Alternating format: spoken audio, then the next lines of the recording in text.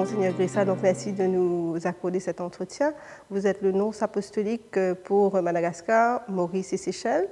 En tant que représentant du pape, ma première question serait comment se porte le pape François? Parce qu'il y a quelques temps de cela, il a eu quand même des soucis de santé et ça a donné aussi lieu à quelques spéculations par rapport à ses capacités à assumer ses responsabilités. Donc, comment se porte le pape? Le Saint-Père travaille normalement maintenant. Il a eu 3 jours dans l'hôpital, comme vous savez, mais il s'est repris de 100%, je dirais, après ce bref séjour.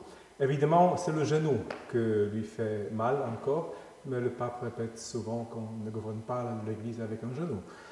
Et alors, son agenda est tout à fait normal. La preuve qu'il a signé mes lettres de créance que j'ai présentées hier au président de Maurice. Et ce vendredi, il part pour la Hongrie pour 3 jours, où il va avoir des rencontres officielles et aussi une grande messe célébrée pour le peuple hongrois.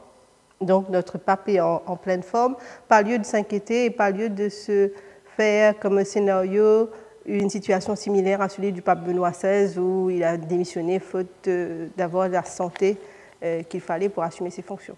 Il faut prier toujours pour le Saint-Père. Évidemment, il n'y a pas la santé d'une vingtaine. Et donc, c'est bien de se souvenir de lui dans notre prière. D'accord, merci. Donc, vous avez posé vos valises à Madagascar en janvier de cette année-ci. Comment se passe votre installation? Très bien, je dirais. J'ai été très bien accueilli partout à Madagascar, mais aussi à Maurice. Mes premiers jours passent vraiment très très bien. Et la même chose, je peux dire, des Seychelles. Ça veut dire qu'il y a eu une certaine attente d'un nouveau nonce.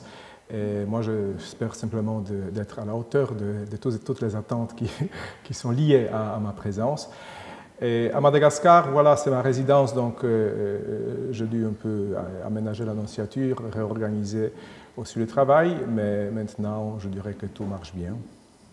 Quels sont les dossiers prioritaires auxquels vous pensez vous attaquer en tant que nonce fraîchement nommé pour cette région? Alors, comme vous savez, la fonction du nonce apostolique a 2 dimensions fondamentales. La première, c'est comme tous les ambassadeurs, d'entretenir les relations avec le gouvernement, les chefs d'État, et de résoudre aussi des problèmes s'il existe entre le Saint-Siège et les pays. Je dirais qu'ici, nous n'avons pas de problème vraiment avec aucun pays, donc ce sont les fonctions protocolaires que je dois remplir.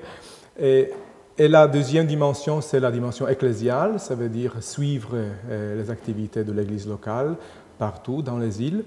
Et surtout, la fonction du nonce, comme vous savez aussi, c'est chercher les candidats épiscopaux pour les sièges vacants, aussi pour les sièges qui ont besoin de changement en raison de l'âge des évêques. Et ce sont mes priorités maintenant parce qu'il y en a beaucoup.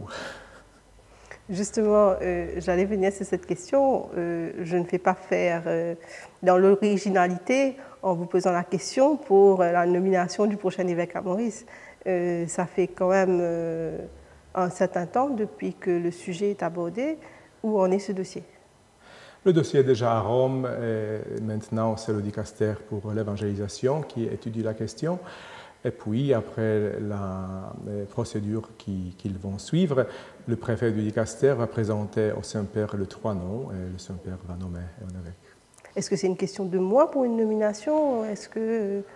Bon, c'est difficile de dire avec précision. J'espère que ça ne va pas tarder. Ça devrait arriver de toute manière en cette année. Est-ce qu'il y a une raison précise pourquoi la nomination de l'évêque pour le diocèse de Port-Louis prend autant de temps? Ou est-ce que c'est dans la normalité, généralement c'est comme ça que ça se passe? Alors, il y a 2 choses qu'il faut dire. La première, que grâce à Dieu, son éminence, le cardinal Piat, vraiment jouit d'une excellente santé. Il peut continuer, il a toute la vie devant lui encore. Mais la deuxième question aussi, que le processus de choisir un évêque, c'est une chose délicate, où il faut conduire des consultations pour connaître vraiment les personnes qui peuvent être choisies pour cette fonction. Et puis ça dépend aussi de la réponse que le candidat donne, parce que ce n'est pas sûr que si quelqu'un est nommé par le Saint-Père un évêque, il accepte toujours. Non? Et il faut demander, parce que c'est quand même un changement radical dans la vie, et parfois la personne ne sent pas voilà, la capacité d'accepter cette charge. Donc il y a plusieurs moments dans le processus qui sont un peu délicats, et pour cette raison aussi, on va avec prudence, non? Et c'est vraiment le procès de discernement, et pas seulement un parcours bureaucratique. Est-ce que dans le cas du successeur de Monseigneur Piat, un candidat a déjà été approché et a refusé l'invitation, je vais dire, à être évêque de Port-Louis?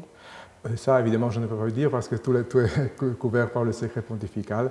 De toute manière, je vous assure que nous sommes à la fin du processus et c'est maintenant à Rome que les supérieurs vont prendre la décision. Quelles sont les qualités, quel est le profil recherché pour le prochain évêque de Port-Louis? Donc, il y a surtout les qualités que chaque évêque doit avoir. Ça veut dire d'être un bon berger, proche de ses prêtres surtout, mais aussi des fidèles. Une personne qui est capable de nouer les relations paternelles avec son clergé et voilà, avec tous les fidèles. Et puis une personne, évidemment, comme c'est l'unique diocèse dans l'île, alors qui peut donner aussi un enseignement enrichissant pour les catholiques, donc d'un certain niveau intellectuel, quelqu'un qui peut aussi rassembler les personnes de bonne volonté, pas nécessairement seulement les catholiques, pour donner un impact aussi pour la société civile. Donc l'évêque de Port-Louis a un rôle particulier parce qu'il est un leader aussi dans la société, si je peux le dire. Ça doit être une personne d'une certaine envergure. Évidemment, on ne naît pas comme ça, on le devient même après la nomination, mais c'est un des défis que le futur candidat doit accepter pour prendre sur ses épaules, pas seulement la fonction purement ecclésiastique, mais aussi regarder un peu plus largement sur les défis et sur le besoin de la société. Donc vous disiez que justement le prochain évêque doit aussi pouvoir avoir un positionnement social, donc être un berger non seulement pour l'Église, mais aussi être une figure importante au niveau de la société. Est-ce que l'État a son mot à dire quand il s'agit de décider qui sera l'évêque de Port-Louis ou pas? Non. Rien à dire. L'État n'a rien à dire. Et à quel moment est-ce que l'État apprend qui est l'élu? Un jour avant. Un jour avant. Oui. Ok. Donc je vais arrêter sur l'évêque. Peut-être une dernière question.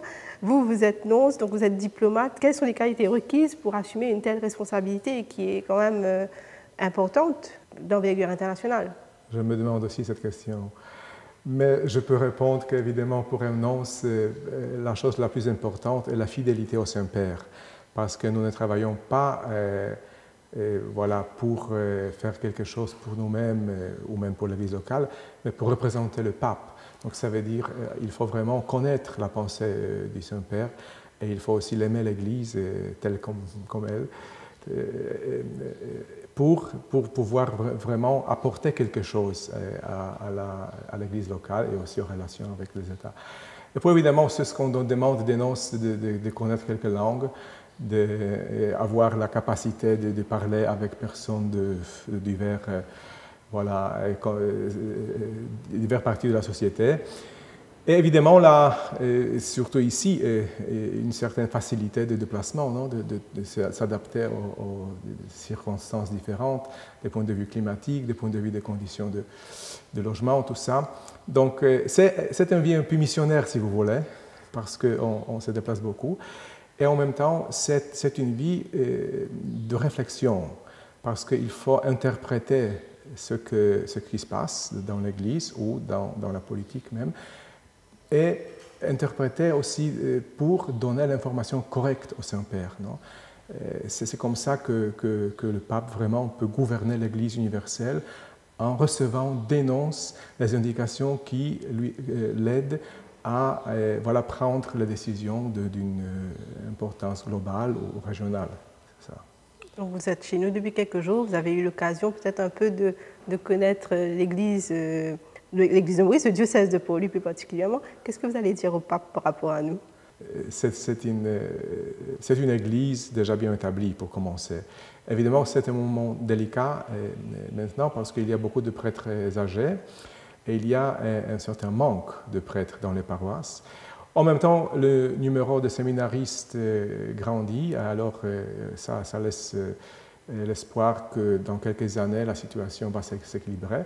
Mais pour ce moment, effectivement, il nous faut aussi l'aide des missionnaires étrangers, parce que sinon, on ne peut pas couvrir toutes les paroisses. De toute manière, Maurice en général et l'Église à Maurice en particulier, c'est une référence ici dans l'océan Indien. Ça veut dire que c'est la communauté avec les forces vives très actives. Et donc, c'est un peu le moteur aussi de toute la communauté catholique de l'océan Indien. Évidemment, chaque île est un peu différente, mais je vois que beaucoup des évêques qui sont présents dans la région font référence à Maurice quand même. Oui. Très bien. Merci, Monseigneur, pour ce temps et merci pour votre humour. Merci à vous. Merci.